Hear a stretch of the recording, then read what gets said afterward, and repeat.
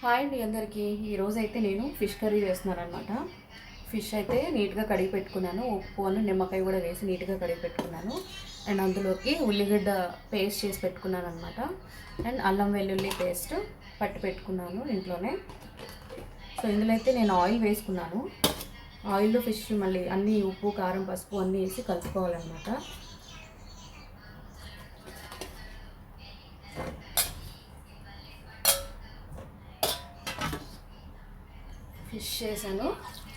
Fish అయితే వేసానండి. ఇప్పుడు అందులోకి అల్లం వెల్లుల్లి పేస్ట్ వేసుకుంటున్నాను. ఆ తర్వాత ఉల్లిగడ్డ పేస్టు, ఇంకా మిగిలిన ఇంగ్రీడియంట్స్ అన్నీ కూడా యాడ్ చేసేసుకుంటాను.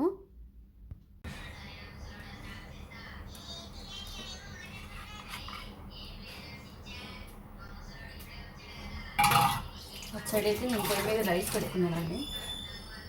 రైస్ అయితే అవుతుంది. అండ్ ఇప్పుడు ఇందులోకి ఇంకా పసుపు, ఉప్పు, ఉప్పుని ప్యాకెట్లో తీసివేయాలి, కారం. సో కొంచెం స్పైసీగానే ఉండాలి. నేను కారం కొంచెం ఎక్కువ వేస్తాను, ఫిష్ కర్రీ కాబట్టి. ఆయిల్ ఆల్రెడీ వేసేసుకున్నాను నేను. ఇవన్నీ ఇప్పుడు కలిపేసుకున్నాం. ఇదంతా కలిపెట్టుకున్నాను. ఈరోజు అన్నం పొంగిపోయింది, అన్నం అయితే వస్తుంది.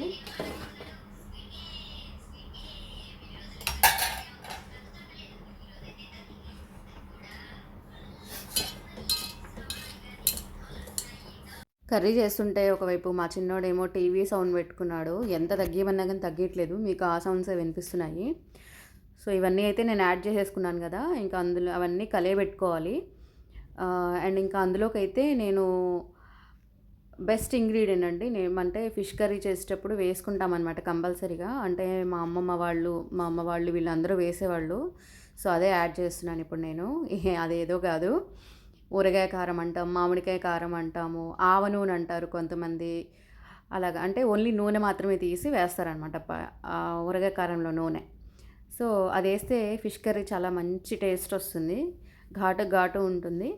అండ్ దాంతోపాటు మెంతి పౌడర్ కూడా వేసుకున్నాను అనమాట. మెంతి పౌడర్ వల్ల అయితే మంచి ఫ్లేవర్ వస్తుంది, మంచి స్మెల్ వస్తుంది అనమాట.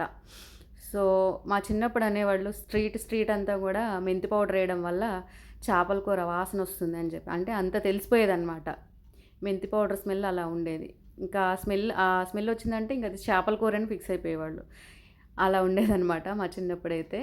సో ఇంక ఇప్పుడైతే దాంతోపాటు ఇంకొంచెం ఘాటుగా, అంటే ఫిష్ కర్రీ కాబట్టి మామూలుగా నాన్ వెజ్ అంటేనే మనం స్పైసీగా చేసుకుంటాము. ఇంకా ఫిష్ కర్రీలో అయితే ఇంకొంచెం ఎక్కువే ఉండాలి.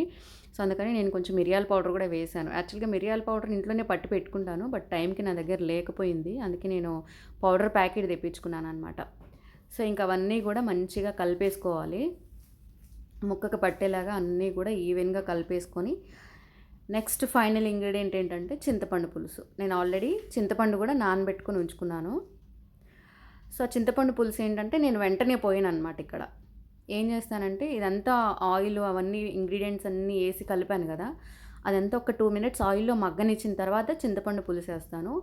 ఈ లోపల అటు సైడ్ అన్నం పెట్టుకున్నాను కదా, అది ఉడికిపోయిందని చెప్పి నేను ఇంకా అది గంజి వార్చుకున్నాను అనమాట, గంజి పెట్టుకున్నాను. ఈ మధ్య గంజి ఎందుకు తాగాలనిపిస్తుందండి, అందుకే అన్నం వార్చుకుంటున్నాను గంజి పెట్టుకొని. సో అది అన్నం వార్చేసిన తర్వాత దమ్కి పెట్టేశాను అనమాట, అదే ఆయ అంటాం కదా. సో ఇక్కడైతే ఈ లోపల అది వంచే లోపల గంజి అన్నంలో గంజి వంచే లోపల ఇక్కడ 2 మినిట్స్ అయిపోయింది. ఇంక అందుకనే చింతపండు పులుసు పిసికి వేసేసుకుంటున్నాను అనమాట. చింతపండు కూడా 1/2 అవర్ వరకు నానబెట్టాను. సో ఇక్కడ చింతపండు పులుసు అయితే పిసికి వేసేసుకుంటున్నాను. ఆ చింతపండు నానబెట్టుకునేటప్పుడు కూడా మనం కరెక్ట్గా ఉజ్జాంపుగా నానబెట్టుకోవాలండి. ఎక్కువ తక్కువ నానబెట్టుకొని చూసుకోకుండా పిండి పోసుకున్నాం అనుకోండి, పులుపు ఎక్కువ అయిపోతుంది. సో నాకు ఎందుకో ఉజ్జాంపు కొలత ఏం అవసరం లేదు, నాకెందుకో అలా తెలిసిపోతుంది అనమాట ఉజ్జాంపు.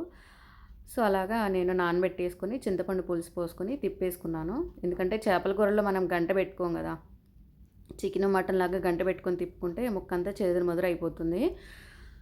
సో అందుకని అదంతా తిప్పేసుకున్న తర్వాత ఇంకా ముక్క మునిగేంత వరకు కూడా వాటర్ పోయాలి కదా, ఎందుకంటే ఉడకడానికి వాటర్ అంతా ఇంకిపోతుంది కాబట్టి ఉడికి అంత దగ్గర అయ్యేసరికి కరెక్ట్గా కన్సిస్టెన్సీ సరిపోతుంది అనమాట. ఆ వాటర్ చూసుకొని పోసుకోవాలి ముక్క మునిగేలాగా. సో అదే పోసి నేను మళ్ళీ ఒకసారి తిప్పేసి పెట్టేశాను అనమాట. ఇక్కడైతే ఇంకా ఉప్పు పులుపు కారం అన్నీ సరిపోయే లేదో అని చెప్పి చూసుకుంటున్నాను. అన్నీ సరిపోయాయి.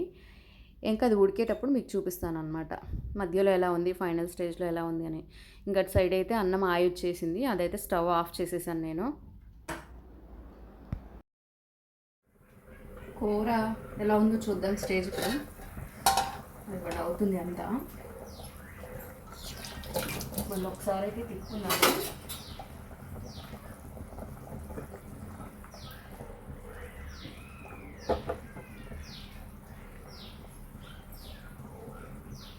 అలా ఉందన్నమాట.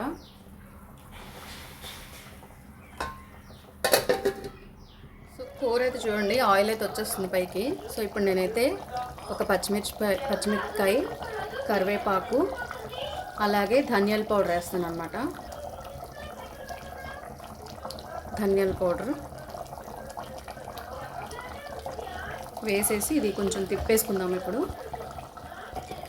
ధనియాల పౌడర్ వేసాం కదా, ఒక్క 2 minutes అనమాట ఉడికించుకొని ఇంకా దించేసుకోవడమే. అయిపోయింది కూర అయితే. మళ్ళీ చూపిస్తాను మీకు. ఫిష్ కర్రీ అయితే అయిపోయిందండి, ఆయిల్ అంతా తేలిపోయింది కదా అటు. సో నా స్టైల్లో నేను ఇలా చేస్తాను అనమాట ఫిష్ కర్రీ. చాలా చాలా బాగుంటుంది, ట్రై చేయండి మీరు కూడా ఒకసారి. సో వీడియో నచ్చితే లైక్ చేయండి, ఛానల్ సబ్స్క్రైబ్ చేయండి.